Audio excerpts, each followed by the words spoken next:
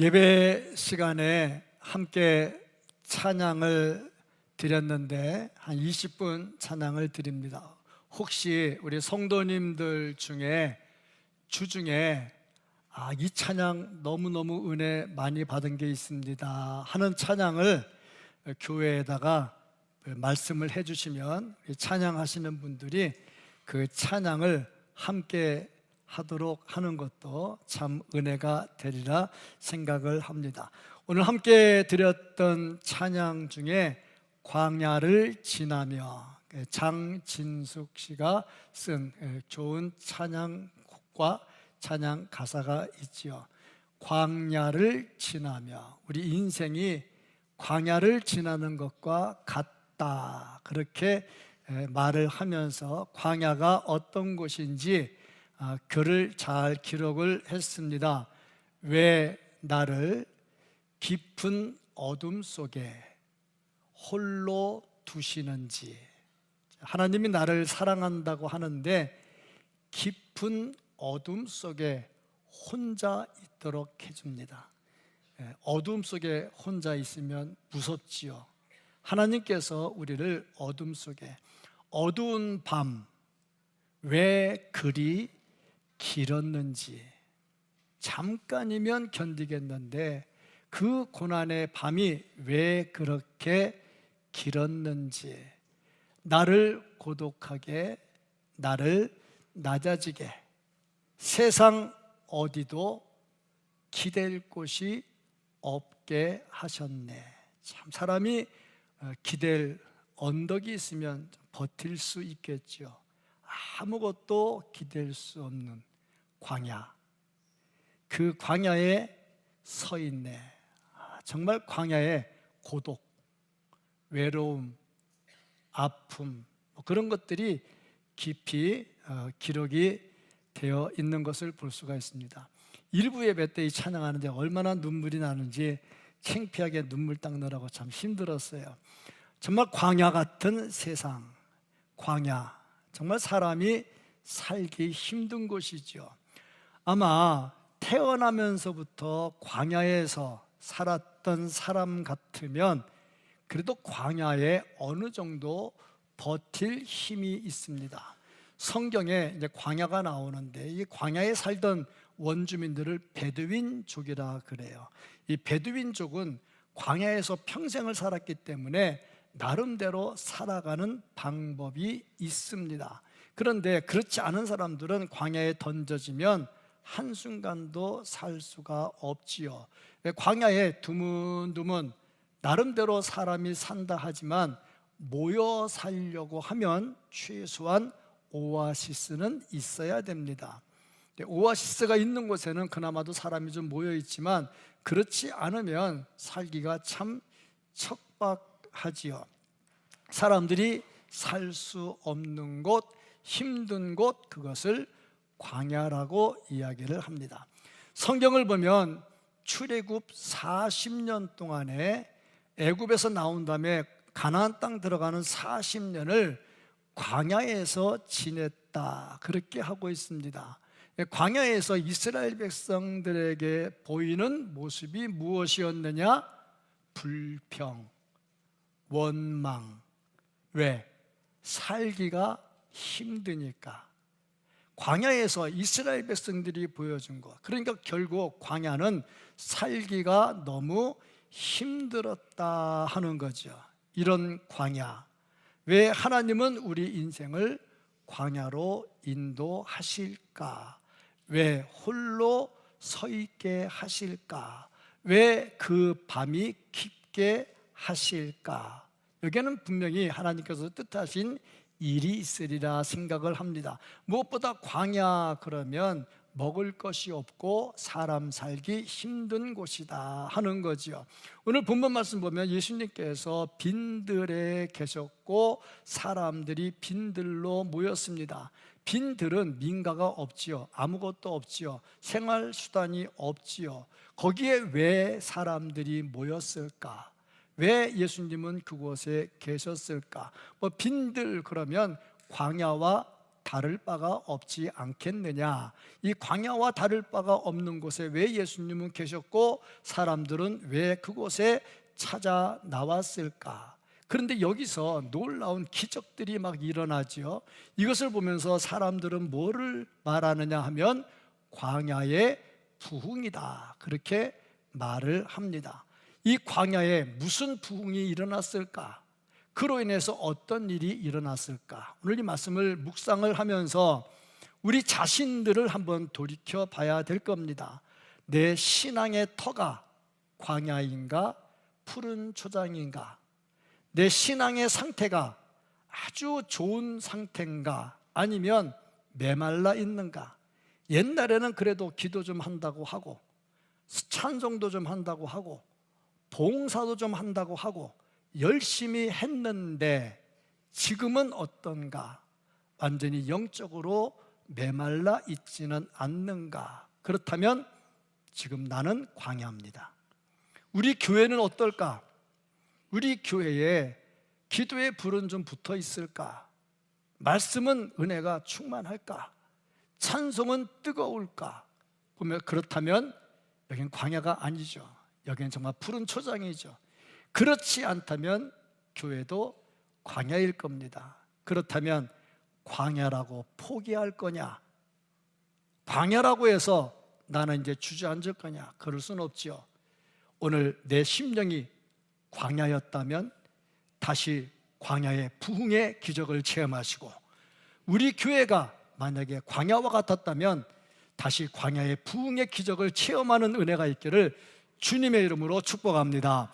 아멘. 그러려면 어떻게 해야 될까? 먼저 이 말씀을 통해서 볼 수 있는 것은 모였다 하는 겁니다. 무슨 일이든지 모일 때 기적이 일어납니다. 모이려면 어떻게 해야 되느냐? 모든 모임을 끌어가는 핵심 멤버가 있어요. 핵심 멤버가 진두지휘하고 앞장을 서야 되고, 요즘 보니까 이렇더라고. 상황이 많이 바뀌었어요. 섬김의 리더십 말하고 있는데 원래 리더는 섬겨야 돼요. 근데 섬겨서는 안 돼요. 어떻게 그냥 앞장서서 나가야 돼요. 많이 바뀌어요. 지금 상황이. 진두지휘해야지 뒤에서 뒤치다거리하고 있으면 리더가 안 되는 거죠. 리더는 진두지휘하고 막 나가야 되는 거죠.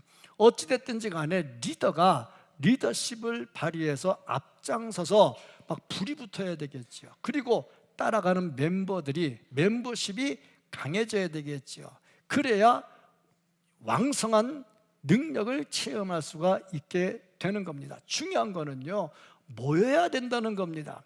이스라엘이 미디안의 침략을 받았어요. 미디안이 얼마나 괴롭혔는지 농사 지으면 다 뺏어갔어요. 아니 1년 내 고생해서 지었는데 다 뺏어가면 나는 뭐 먹고 살라고. 그래서 몰래 숨어서 타작을 했어. 심지어 포도주 틀에서 곡식을 까가지고 몰래 숨겼어. 그리고 미디안 사람들이 무서워서 다 큰 길은 못 다니고 뒷골목으로만 숨어 다녔어.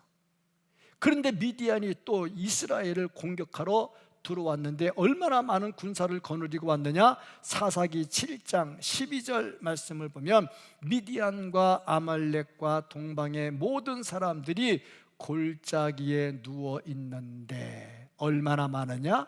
메뚜기의 많은 수와 같고, 엄청나게 밀려온 거죠. 그들의 낙타의 수가 많아 해변에 모래가 많음 같았더라. 얼마나 많이 쳐들어왔습니까? 여기서 그들과 전쟁을 해야 되는데 이스라엘이 어떻게 해야 되겠어요? 전쟁하려면 모여야 되겠죠. 그래서 모여라 그랬더니 몇 명이 모였느냐? 32,000명이 모여서. 이 게임이 되겠습니까? 전쟁이 되겠습니까? 전쟁 안 되지요. 바다에 모래와 같고 그 수많은 메뚜기 떼같이 많은 사람들이 몰려왔는데 32,000명 갖고 되겠냐고. 그런데 기적은 어디서 일어나느냐? 그래도 모여야 된다는 겁니다.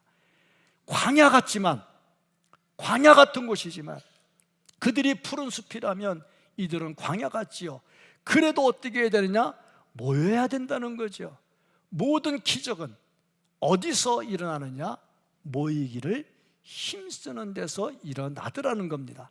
기드온은 32,000명도 많다고 해서 줄였어요. 300명으로 줄였습니다.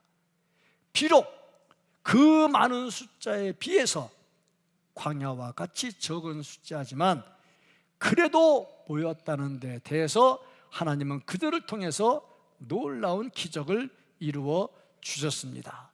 모이면 기적은 하나님께서 이루어 주십니다. 우리는 비록 작지만 모이면 기적은 하나님께서 이루어 주신다 하는 겁니다. 마가의 다락방에 사람들이 120명이 모였어요. 예수님의 승천을 목격한 사람들이 예수님 말씀을 따라서 모였어요. 120명. 많은 숫자는 아닙니다. 그런데 모이기는 쉽지 않았죠. 왜? 예수님 십자가에 못 박은 다음에 40일밖에 안 지났어. 그러니까 예수님을 죽인 사람들의 눈이 아직 붉기가 있고 도끼가 있는 거야. 그런데 예수 이름으로 모인다 그러면 가만 놔두겠냐고. 그런데 모였어. 그리고 옛날에 2000년 전입니다. 2000년 전에 마가라는 사람의 집이 아무리 좋았던들 2층에 다락방에 120명이 들어갈 만한 집이 있겠냐고. 가옥 구조가 그렇게 튼튼하지 않았을 겁니다. 그럼에도 모였다는 겁니다. 기적은 어디서 일어나느냐? 모이는 데서 일어납니다. 비록 광야 같은데 모이면 뭐하냐? 그래도 모이면 기적은 일어납니다. 하나님은 여기다가요 120명 모였을 때 성령을 불같이 부어주셨다 하는 말이죠. 모이는 것 굉장히 중요하죠. 모인 다음에 뭐 하느냐? 역시 기도지요.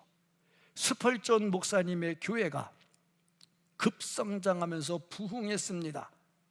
사람들이 그 부흥의 비결을 분석을 했어요. 스펄전 목사님 워낙 설교를 잘해. 원래 설교 잘하면 사람들이 모이잖아요. 그리고 여러 가지 시스템이 좋아. 시스템 좋으면 사람들 들어오죠.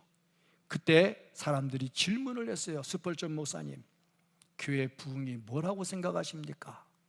그랬더니 스펄전 목사님 하시는 말씀이 우리 교회에는 기도의 용광로가 있습니다. 교회에 기도의 용광로가 있대. 기도 부대가 있다는 말이죠. 스펄전 목사님이 설교할 때 한때는 300명이나 되는 교인들이 목사님 설교 시간에 밑에서 기도하고 있다는 거야. 설교의 능력이 나타나게 해달라고. 그것을 스펄전 목사님은 뭐라고 말했느냐? 우리 교회에 기도의 용광로가 있다는 거야. 부흥의 역사는 어디서 일어나느냐? 우리가 광야에 있느냐, 우리의 조건이 좋느냐 나쁘냐 그게 아니고 거기에 용광로가 있느냐는 거예요. 그렇다면 내 자신의 신앙, 내 자신에게 기도의 용광로가 있는가? 우리 교회에 기도의 용광로가 있는가? 우리 당회가 기도하자고 모이자고 하면 불같이 모이는가? 장립 집사회가 기도회 하자고 하면 불같이 모이는가? 권사 기도회 하자면 불같이 모이는가? 모여서 기도할 때에 그것을 기도의 용광로라고 얘기하고, 이런 용광로가 있을 때 내 자신도 부흥이 되고, 내가 기도하지 않고 어떻게 부흥이 되겠습니까? 내 자신이 기도의 용광로가 돼야 돼. 내가 기도의 용광로가 되면 너도 기도의 용광로가 되고, 그래서 모여서 큰 용광로가 돼야 되는 거야. 과연 그렇다면 나는 용광로인가? 아니면 냉장고인가? 냉장고, 다 차갑게 만드는 냉장고인가? 아니면 현상 유지하는 온장고인가? 내 신앙의 정도가 어디에 있을까? 내가 용광로가 되고 교회가 용광로가 되면 부흥의 역사는 누가 일으키느냐? 하나님이 일으켜 주십니다. 내가 은혜를 받는데 광야면 어떻습니까? 이 사람들 광야에 모여서 은혜를 받았잖아. 이 사람들이 어떻게 했느냐? 다 모였어요. 모여서 기도했어요. 기도할 때 놀라운 역사가 일어나. 모여야 되고요, 모이면 기도해야 되고요. 찬송가 259장, 예수 십자가에 흘린 피로써, 찬송가가 있죠. 예수 십자가에 흘린 피로써 찬송가가 있는데 이걸 개사를 했어. 7절로 개사를 했는데 그 중에 6절에 이게 있습니다. 기도에 불이 교회에 붙었으면 좋겠다고, 이 불이 붙었으면 좋겠다고 단식을 하시던 주시여, 이 교회에 그 불을 던지시사 영광이 충만케 하소서. 하늘에 불러서 이 제단 태워 주옵소서. 엘리야의 때와 같이 지금도 돌과 흙까지 태우소서. 이 불이 붙었으면 좋겠다고, 교회가 기도의 용광로가 되었으면 좋겠다고, 성도가 기도의 용광로가 되었으면 좋겠다고 주님이 어떻게 했느냐? 탄식을 한다는 거야. 주님이 탄식하시면서 기도의 용광로가 되라고 하는데, 이 불이 붙었으면 좋겠다고 하는데, 나는 과연 어떤가? 용광로인가? 우리 당에 어떤가? 장례 집사회 어떤가? 권사회 어떤가? 모이라고 하면 모여야죠. 모여서 기도해야죠. 근데 내가 기도에 불이 붙어야죠. 성도들은 어떻습니까? 구역은 어떻습니까? 전도회는 어떻습니까? 찬양대는 어떻고 교회학교는 어떻습니까? 주일학교 교사가 불이 붙으면요, 애들도 불이 붙게 돼 있어요. 이 불이 붙었으면 좋겠다고 탄식을 하시던 주시여, 그 불을 이 교회에 던지사 모든 성도 다 녹이어 영광이 충만케 하소서. 정말 얼마나 부르짖어 기도의 용광로가 되기를 원하고 있는가 하는 겁니다. 우리 교회, 이 교회, 이 교회, 이 교회, 우리 교회 기도의 용광로가 되기를 축복합니다. 그럴 때 광야의 기적은 일어난다 이 말입니다. 그리고 모인 사람들이 어땠느냐? 배가 고팠어요. 무슨 배가 고팠느냐? 말씀이 그리웠어요. 뭐든지 배가 고플 때 충만하게 채워주는 복이 있지요.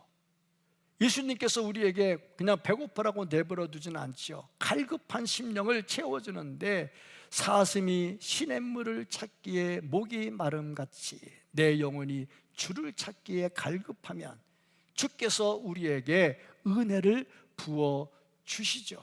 그러면 왜 사람들은 그렇게 예수님의 말씀을 그리워했을까? 그 이유는 예수님의 말씀은 서기관이나 사두개인들이 가르치는 것과는 좀 달랐어요. 이 서기관과 사두개인들은 성경 박사들입니다. 성경을 꿰뚫고 있는 사람들이에요. 그런데 그들의 설교는 와 닿지를 않아. 예수님의 설교는 좀 달라. 누가복음 4장 32절 말씀을 보면, 그들이 그 가르침에 놀라니 이는 그 말씀이 권위가 있음이라라. 예수님의 말씀은 권위가 있어. 언제 예수님이 성경학교 다녔습니까? 언제 예수님이 학교 다니면서 공부했습니까? 언제 예수님이 말씀 배웠습니까? 지금같이 성경책 있는 때 아니잖아요. 구약 성경 쪼가리 몇 개 있었는데 언제 예수님이 그거 가지고 공부할 기회 있었겠습니까? 그럼에도 불구하고 가르치는데 권위가 있었다. 마가복음 1장 22절 말씀 보면, 무사람이 그의 교훈에 놀라니 이는 그가 가르치시는 것이 권위 있는 자와 같고 서기관들과 같지 아니함일러라. 말씀에 권위가 나타났다는 거죠. 그러니까 사람들이 모였어요. 예수님께서 마태복음 5장 6절에 이렇게 말씀합니다. 의에 줄이고 목마른 자는 복이 있나니 그들이 배부를 것이며, 갈급해서 모일 때 반드시 배부른 역사가 일어난다는 겁니다. 마태복음 7장 7절 8절에서 예수님이 이렇게 말씀하십니다. 구하라 그리하면 너희에게 주실 것이요, 찾으라 그리하면 찾아낼 것이요, 문을 두드리라 그리하면 너희에게 열릴 것이니 구하는 이마다 받을 것이요, 찾는 이는 찾아낼 것이요, 두드리는 이에게는 열릴 것이니라. 반드시 말씀을 하시면서 그 다음에 9절 11절에 무슨 말씀을 하셨냐면 너희 중에 누가 아들이 떡을 달라 하는데 돌을 주며 생선을 달라 하는데 뱀을 줄 사람이 있겠느냐. 너희가 악한 자라도 좋은 것으로 줄 알거든 하물며 하늘에 계신 너희 아버지께서 구하는 자에게 좋은 것으로 주시지 않겠느냐. 반드시 구하면 주신다는 거지요. 그러니까 비록 광야라 할지라도 기도의 용광로가 되고 말씀을 사모하면 반드시 하나님께서 주신다는 겁니다. 그래서 배고픈 자에게 채움의 놀라운 역사가 일어난다 하는 겁니다. 조금 전에 불렀던 찬송가 259장에 제가 6절을 했는데 4절에 이런 가사가 나옵니다. 오순절에 불러오신 성령이여 이 교회 지금 곧 태우사 모든 성도 하나같이 녹이여 부흥의 역사 주옵소서. 보세요, 오순절에 불러오신 성령 이 교회에 녹여달라고 간절하게 기도하는 그 모습, 부흥의 역사가 어찌 일어나지 않겠는가. 광야라 할지라도 모여서 기도하고 성령의 역사가 임하면 부흥의 역사는 일어나더라 하는 겁니다. 갈급한 자에게 채워주심의 복이 있어요. 요한복음 4장 14절 15절 말씀을 보면 내가 주는 물을 마시는 자는 영원히 목마르지 아니하리니 내가 주는 물은 그 속에서 영생하도록 솟아나는 샘이 되리라. 여자가 이르되 주여 그런 물을 내게 주사 목마르지도 않고 또 여기 물 기르러 오지도 않게 하옵소서. 주님 주신 물을 먹으면 영원히 목마르지 않는다 그랬어요. 그래서 사람들이 예수님의 말씀을 들으러 모였다 하는 거지요. 참 그렇습니다. 영적으로 갈급할 때 사람은 모일 수밖에 없고 모일 때 하나님께서는 채워주심의 놀라운 기적이 일어나게 만들어 주십니다. 자, 이렇게 영적으로 부흥이 일어나죠. 말씀을 사모해서 찾아 나왔단 말입니다. 그럼에도 불구하고 육신은 여전히 배고파요. 말씀을 들어서 은혜가 충만한데 그래도 배고파요. 육신은 여전히 배고파요. 그래서 예수님이 어떻게 하셨느냐? 이제 기적을 행하는 거지요. 보리떡 5개, 물고기 2마리로 5,000명을 먹이십니다. 말이 5,000명이지 거기 여자들 애들 빼니까 여자들 애들 다 치면 2만 명이 넘어요. 여기도 보세요. 남자들 숫자하고 여자들 숫자 비교, 여자가 훨씬 많아요. 애들도 많이 왔잖아요. 2만 명이 넘어요. 이렇게 모이면요, 제일 문제가 뭐냐면요, 화장실이에요. 화장실. 우리가 가끔 서울에서 무슨 연합 집회한다고 모여라, 그럼 여의도에 모여라, 어디 국회의사당 앞에 모여라, 그럼 가잖아요. 제일 문제가 화장실이야. 여기서부터 올라갔다 내려올 때 한 10시간 더 걸리잖아요. 집회까지 다 하고 나면. 근데 거기 넓은 데서 화장실 때문에 얼마나 힘들어요. 굉장히 힘들거든요. 그런데 여기 지금 본문은 광야예요. 빈들이에요. 화장실 없어요. 지금같이 임시로 자동차 뭐 트럭 몰고 가서 임시 화장실 그런 거 없어요. 어떻게 하려고? 남자들은 그렇다고 쳐도 여자들은 어떻게 하려고? 정말 불편하거든요. 그런 거 신경 안 쓰고 모여요. 모여가지고요, 하나님 앞에 엎드려요. 하나님께서 놀라운 체험의 복을 더군다나 예수님 설교가 얼마나 길었으면 끝나지를 않겠어요. 웬만하면 빨리 1-2시간 하고 끝날 텐데 안 그렇잖아요. 뭐 몇 년 전에 중국에 선교하러 갈 때 보면요, 설교를 4시간은 기본으로 하래. 길면 어떻게 하느냐? 8시간도 설교하래. 그냥 그 자리에 서가지고. 그럼 어떻게 하는데? 알아서 화장실 갈 사람 알아서 가고 알아서 먹을 사람 먹고 가라는 얘기야. 예수님 설교 얼마나 길었으면 집에 가야 되는데 안 먹고 가면 어떻게 되겠느냐? 가다가 또 쓰러지면 어떻게 될 거예요? 예수님께서 이제 육신도 먹을 것을 주시죠. 예수님은요, 영적으로 갈급한 자에게 육신적으로도 채워주십니다. 채워주십니다. 그래서 예수님께서 마태복음 6장 11절에서 주기도문을 가르쳐 주실 때에 오늘 우리에게 일용할 양식을 주옵시고 양식을 달라고 했지요. 그래서 예수님께서 보리떡 5개, 물고기 2마리로 5천 명을 먹이는 놀라운 기적을 행하면서 광야의 역사가 일어나게 하십니다. 보세요. 말씀을 사모해서 모였지요. 말씀을 붙들었지요. 그들에게 기도가 있었지요. 그러니까 육신의 문제도 해결되는 놀라운 기적을 체험하게 됩니다. 이게 광야의 역사입니다. 내 인생이 어두운 밤일 수 있습니다. 그 밤이 길 때가 있습니다. 속상해서 기댈 때도 없고 너무너무 속상해서 쓰러지고 싶고 차라리 죽었으면 좋겠다 생각을 할 때도 있습니다.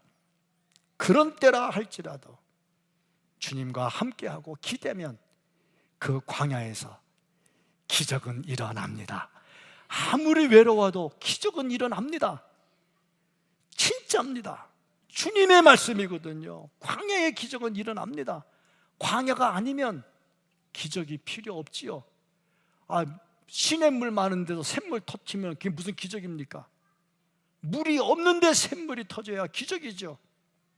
하나님의 놀라운 기적은 내 인생이 광야와 같을 때 일어납니다.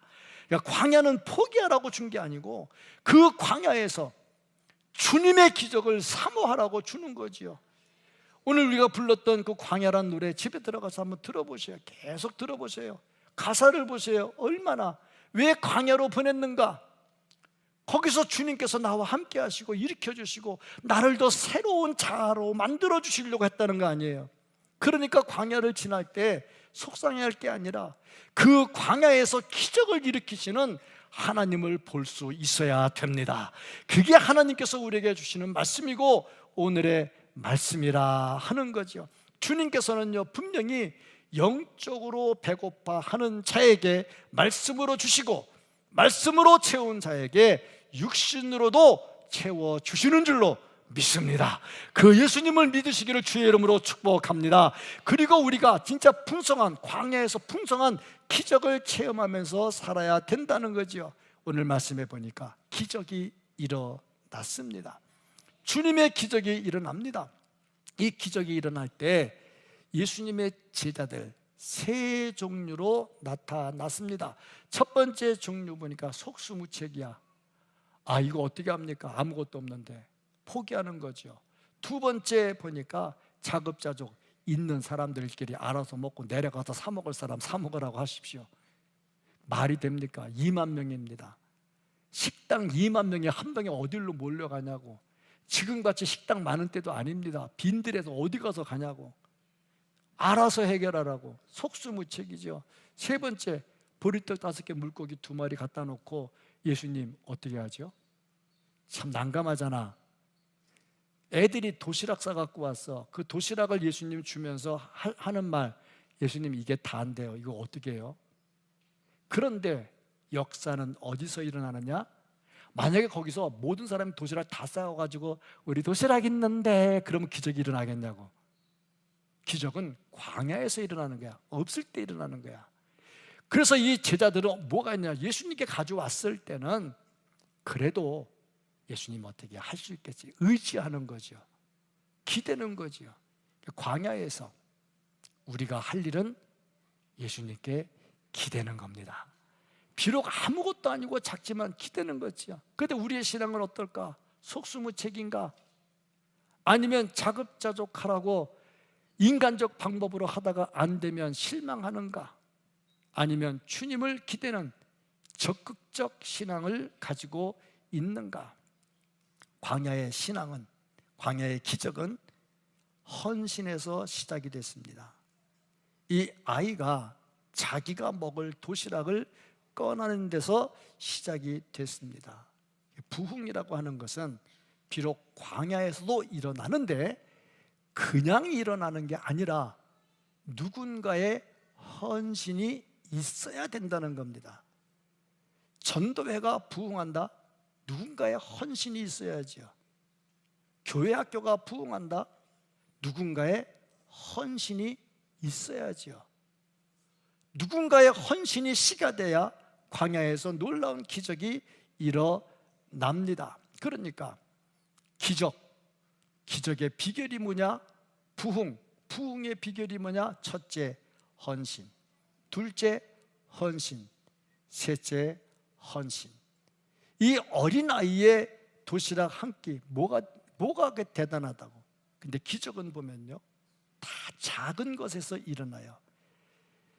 엘리야에게 마지막 먹을 것을 주었던 과부, 사렙다 과부, 마지막 먹을 한 끼예요.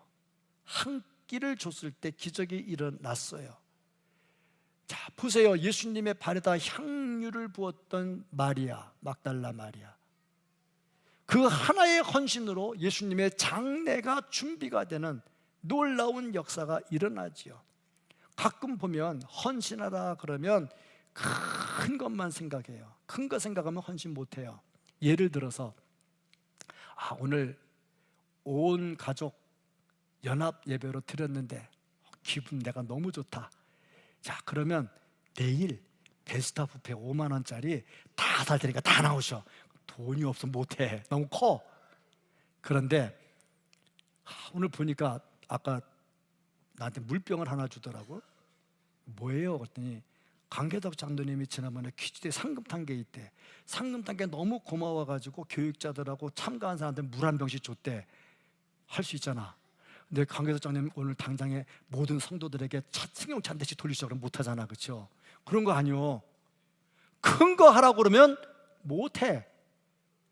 우리 교회에 카페 가니까 뻥튀기가 진짜 맛있더라 해가지고 하나는 1,000원이라 많아서 그러니까 하나 사면 그 15개인가 들어서 하나씩 다 주면 그건 할 수 있잖아. 아멘. 진짜 안 한다. 큰 거 하라면 못해. 에이 목사님 그딴 걸 가지고. 아니요. 아니 보리떡 5개 물고기 2마리 그딴 거 가지고 기적은 안 나타나거든. 너도 나도 작은 것으로 헌신을 할 때 기적이 나타나더라 하는 겁니다. 자, 그렇다면 우리가 사는 세상 마냥 좋지는 않아요. 힘들어요. 광야와 같아요. 사업해서 돈 많이 버는 사장님은 편할 것 같아요. 골치 아픈 일들 얼마나 많은지 몰라요. 우리나라 대기업의 회장님들 편할 것 같아요. 요즘에 어느 체육회 보니까 회장 못해 먹을 짓이더라고. 그것도 골치 아프겠더라고. 어딘들 편해요? 광야지요. 그런데 광야에는 분명히 기적이 일어난다는 겁니다. 그렇다면 나의 상태는 어떤가? 내 신앙의 상태는 어떤가? 점검을 해보세요. 나 지금 광야야? 아니면 은혜가 충만한 푸른 초장이야? 옛날에는 은혜가 충만한 푸른 초장이었는데 지금 보니까 광야도 풀 몇 팩이도 없어가지고 듬성듬성 뽑으려고 해도 뽑을 것도 없는 것 같아. 광야입니까? 부흥하기를 원합니까? 광야에 기적이 일어납니다. 내 자신이 작은 일에 봉사하고 헌신할 때 이것이 기적으로 일어나게 됩니다. 어린아이가 보리떡 5개 물고기 2마리의 작은 것에 헌신이 됐을 때에 예수님은 그것을 기적을 이뤘죠. 내가 작은 헌신을 했다고 해서 그것이 부흥은 아닙니다. 그런데 주께서 그 작은 헌신을 보면 기적은 하나님이 이루어 주십니다. 그래서 교회의 부흥이 이루어진다 하는 겁니다. 나는 얼마나 헌신하고 있는가? 내 자신의 작은 부흥이 교회의 큰 부흥으로 번지게 되고 우리 교회의 부흥은 전국 교회의 부흥이 될 것이고 그러면 하나님의 나라는 놀라운 속도로 확장해 나갈 수가 있을 것입니다. 코로나 이후에 많이 게을러졌어요. 더군다나 무더위에 지금까지 이렇게 열대야가 긴 날이 없었다고 하잖아요. 이 무더위에 신앙은 더 약해졌어요. 광야가 됐습니다. 다시 여기서 기적을 일으키면서 부흥의 길을 걸어가야 됩니다. 예수로 인해서 내가 뜨거워지는 부흥을 이루고 내가 뜨거워짐으로 교회가 뜨거워지는 부흥을 이루어서 주님 보실 때 정말 아름다운 나라를 만들어갈 수 있는 우리 모두가 될 수 있기를 예수님 이름으로 축복합니다. 아멘.